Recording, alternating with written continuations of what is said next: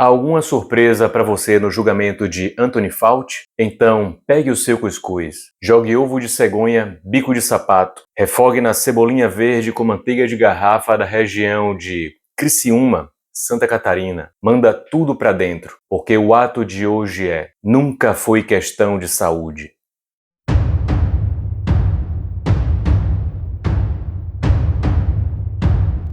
Você está acompanhando a audiência de Anthony Fauci, simplesmente o principal nome que influenciou as principais decisões de governos durante a pandemia. Ele ficou calado perante o Congresso americano. O diário de Anthony Fauci revela coisas aterradoras sobre as decisões tomadas durante a pandemia. O médico invocou a Quinta Emenda 111 vezes, não respondendo às mesmas perguntas que anos antes ele afirmou que teria prazer em responder.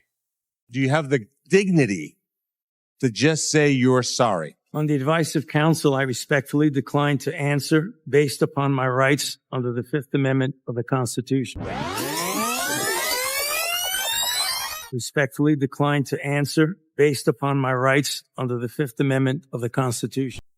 Anthony Fauci afirma que o vírus não tem origem do laboratório de Wuhan. Mas vamos aos fatos. O vírus SARS-CoV-2, que é o agente viral responsável por causar a infecção conhecida como Covid-19, emergiu em Wuhan no final de 2019, cidade em que abriga o principal laboratório chinês de pesquisa em coronavírus de morcegos. Um dos vírus mais próximos conhecidos, o RATG13, cerca de 96% similar ao SARS-CoV-2, veio de amostras coletadas por eles. A China não permitiu auditorias independentes completas, nem compartilhou todos os dados solicitados. A concentração dos casos originários, os mais antigos, em Covid-19, ocorreu no centro de Wuhan, na China. Algo que também é bastante curioso sobre o caso, o fato de Joe Biden ter concedido um perdão preventivo a Fauci para todos os atos durante a pandemia. Isso seria algo mais ou menos como um cara de calça branca, com a mancha marrom na parte de trás da calça, todo mundo ao redor dele sentindo cheiro de merda, mas alguém que tem algum tipo de relação com o indivíduo,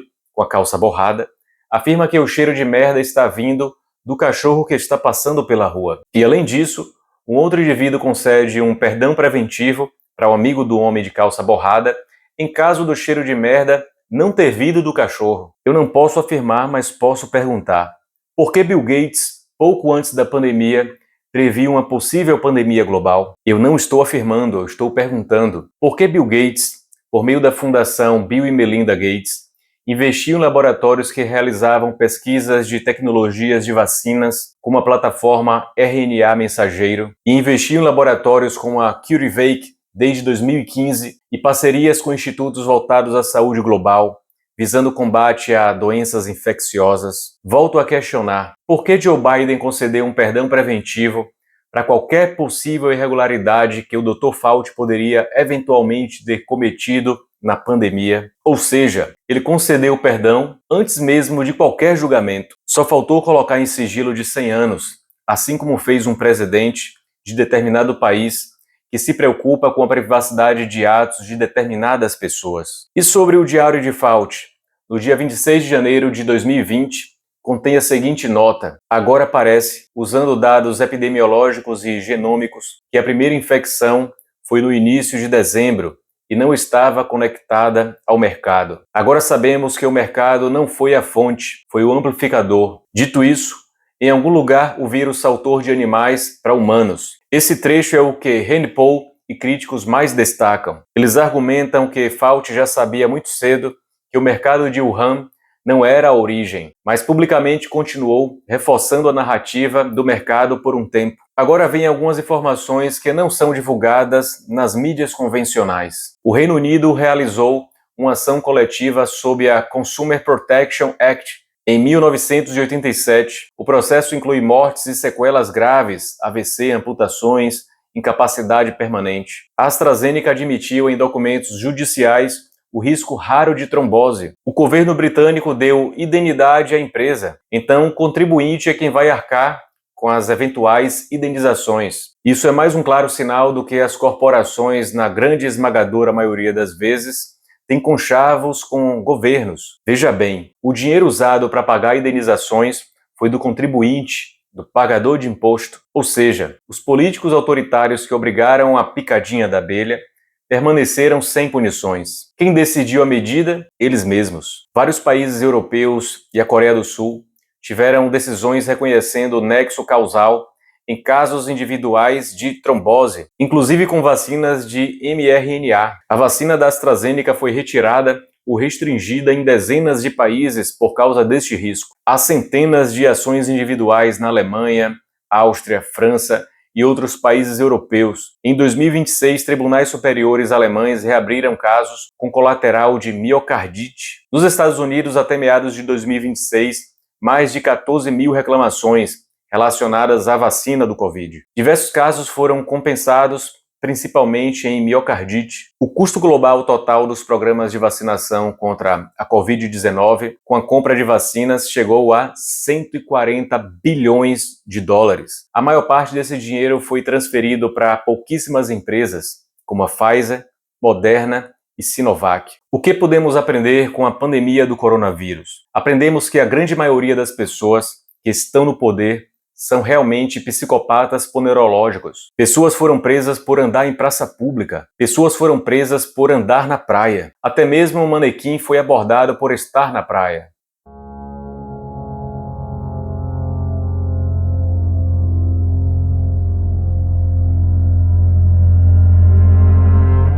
Pessoas foram impedidas de trabalhar para tentar sobreviver.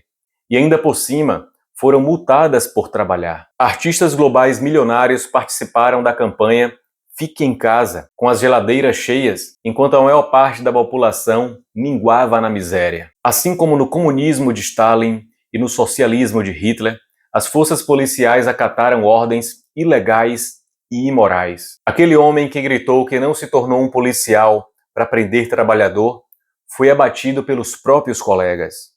Imbecis andavam sozinhos no carro, utilizando máscara. As pessoas ficaram tão dementes que elas acreditaram mesmo que para a vacina delas funcionar, as outras pessoas tinham que tomar vacina, atacando até mesmo a liberdade individual, do que cada um pode usar no próprio corpo. A mesma turminha que grita, meu corpo, minhas regras. As pessoas usavam máscaras sem capacidade de barrar o vírus e queriam forçar até mesmo ou multar quem também não as usasse. As pessoas achavam normal que para entrar no restaurante deveria ser obrigatório o uso de máscara, mas tudo bem ficar sem máscara enquanto estivesse sentado. A pandemia provou que é muito fácil implementar um governo autoritário global e que numa condição dessa, não apenas o governo irá te monitorar, mas também o seu vizinho. A pandemia provou que a maioria da população mundial, em meio a uma crise, está disposta a apontar e aceitar medidas que irão violar a individualidade de outros seres humanos. Tudo isso com a visão distorcida através das ideologias coletivistas. Elas simplesmente ignoram o fato de que todo coletivo é formado por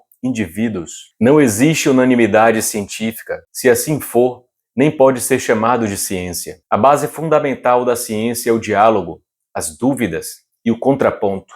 A mídia podre simplesmente inundou a mente da população de medo e certezas indiscutíveis. Todos que questionavam e até apontavam verdades que desmontavam as narrativas eram chamados de negacionistas. Fique agora com um trecho de um vídeo de Dr. Afonso analisando o julgamento de uma das maiores referências em vacinas do planeta, só para você entender um pouco da sujeira que existe nesse mundo. Hoje nós vamos falar sobre algo inusitado, ok? Que é o maior especialista do mundo em vacinas, Dr. Stanley Plotkin, sob juramento respondendo perguntas. Uau! E ele está dizendo o que aqui? Ó? Ele diz assim: sonhamos por muito tempo ter a oportunidade de sentar para debater com o Dr. Plotkin sobre vacinas. Sentar na frente de uma câmera e responder perguntas como: como é que o senhor sabe que as vacinas são seguras se nunca foi comparado um grupo de pessoas vacinadas que receberam vacina e um que recebeu placebo, que é o que exige o método científico, né? Ele sempre fugiu desses debates e as pessoas que desenvolvem vacinas também. Porém, por uma questão de sorte, uma questão do destino e por erro dessas pessoas, em janeiro de 2018, o Dr. Stanley Plotkin voluntariamente foi questionado sob juramento. ficou sentado na frente de uma câmera e fez um depoimento de 9 horas de duração, essencialmente por causa de uma batalha de custódia em Michigan. Uma mãe não queria vacinar o seu filho, pelo que eu entendi, e o Estado resolveu interferir e impor isso, vai vacinar na marra.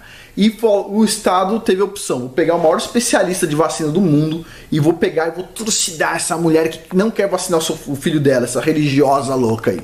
Só que a senhora religiosa lá, pelo jeito, estudou o assunto e instruiu bem o advogado dela. Então, vocês vão ver o que aconteceu. E este camarada aqui, o Dr. Stanley Plotkin, sob juramento. Jurou, levantou a mão, jurou, e se ele mentir, ele vai preso, em cana, atrás das grades, ok? Vai ver o sol nascer quadrado. Então ele vai tomar cuidado com o que ele vai falar. Ok. E a primeira pergunta do advogado da mulher que não quer dar vacina no filho é: o senhor trabalhou no desenvolvimento de vacinas que são usadas pelo público até os dias de hoje? E o doutor diz o seguinte: sim, todo orgulhoso, sim, eu fiz mesmo. E aí ele diz, o advogado, quais? Olha só, na manha, quais? O doutor diz assim: rubéola, rotavírus, raiva, antrax, citomegalovírus, varicela, entre outras. Todo orgulhoso. Então, o advogado diz assim: em seu trabalho com vacinas, quantos fetos fizeram parte de seus trabalhos? Você está familiarizado com esse trabalho, Dr. Plotkin? E entrega na mão dele um artigo científico do próprio Dr. Plotkin. Ok? O Dr. Plotkin diz assim: sim, estou familiarizado com esse trabalho. Quantos fetos foram usados no estudo descrito nesse artigo seu? O Dr. Plotkin diz: alguns. Então o advogado diz: este estudo envolveu 74 fetos abortados, correto? O Dr. Plotkin diz: eu não me lembro quantos fetos foram utilizados, mas foram alguns. O advogado, então, já esperto, diz: coloque, por favor, na página 12. Tipo, acho que ele cagou nas calças, o Dr. Plotkin. Aí o Dr. Plotkin lê e diz assim: na verdade, aqui diz que eu utilizei 76 fetos abortados. Aí ele esconde o rosto, ele percebe que o advogado estudou. Putz, ele percebeu que caiu numa cilada. Uau! O cara que ele foi lá para massacrar o cara estudou o que ele escreveu. Putz, todo mundo queria fazer isso com esse velho. Mas olha só o que o advogado fez. Esses fetos foram todos com mais de 3 meses de desenvolvimento fetal, correto? Correto, ele disse, cobrindo o rosto. E esses fetos eram todos fetos com desenvolvimento normal, eles iam nascer, correto? Sim. Ele diz assim, o advogado: quais órgãos o senhor colheu desses fetos? O Dr. Plotkin diz: eu pessoalmente não colhi nenhum, porém a minha equipe colheu uma grande variedade de tecidos. O advogado diz então: e esses pedaços foram cortados em pequenos pedaços, correto? E o doutor diz: sim, cobrindo o rosto. E foram criadas culturas de células com essas células, correto? Sim. Ele percebeu que se deu mal, hein? Alguns pedaços do feto foram da glândula pituitária, que foram cortadas em pequenos pedacinhos, correto? O doutor aí diz sim. O advogado diz: o senhor utilizou os pulmões dos fetos? Sim, ele diz. Incluiu a pele dos fetos? Usou também a pele dos fetos? Sim. Utilizou também os rins? Sim. Utilizou o baço? Sim. Utilizou o coração? Sim. O advogado então diz: você utilizou a língua? Aí ele começa a rir e diz: eu não me recordo, mas provavelmente nós utilizamos a língua. Tá em 43 minutos e 46 segundos a risada dele, para quem quiser ver ele rindo, tá? Em seguida o advogado gagueja, porque ele não esperava a risada, e diz assim: deixa ver se eu entendi.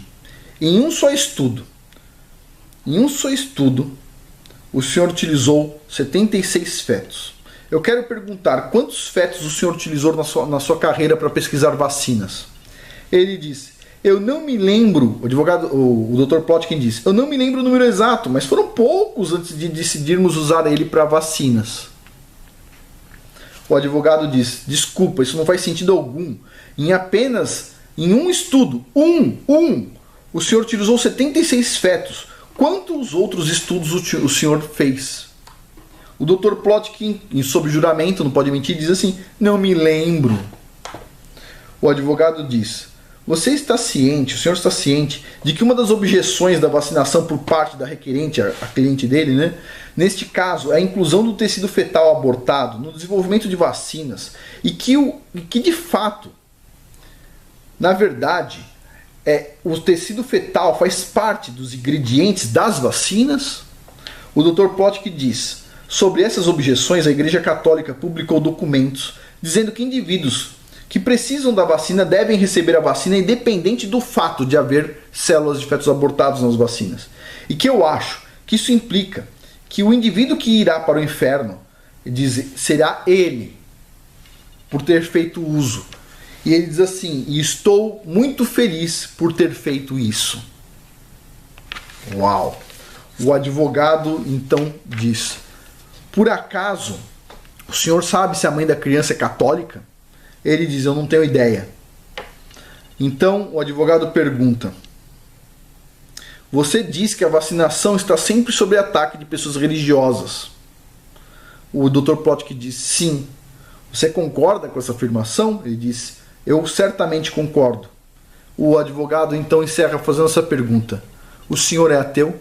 E ele diz: sim. Uau! E olha, o cientista francês ganhador do Nobel de Medicina e que foi um dos descobridores do vírus da AIDS, acredita que o novo coronavírus foi criado em um laboratório chinês. O professor Luc Montagnier defendeu sua teoria durante uma entrevista para a imprensa francesa. Segundo ele, o vírus teria sido desenvolvido numa tentativa de criar uma vacina contra o HIV. Génome complet de ce virus, de ce nouveau virus, coronavirus, avait des séquences d'un autre virus qui est, aux surprises, pour moi, qui est le VIH, le virus du sida.